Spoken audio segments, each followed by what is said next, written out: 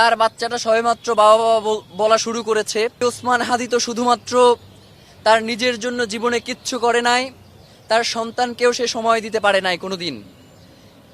তার ওয়াইফ যখন প্রেগনেন্ট তখন সে হুমকি পেয়েছে, আমরা শাহবাগ থানায় জিডি করেছি।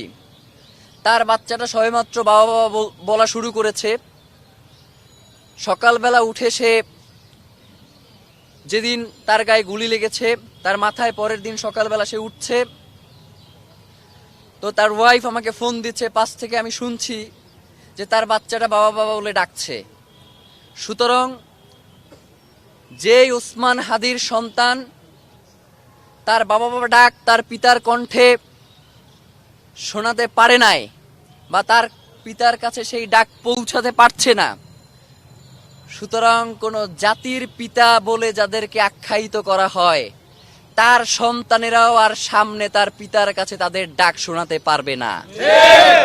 আমরা আপনাদের সহযোগিতা চাই।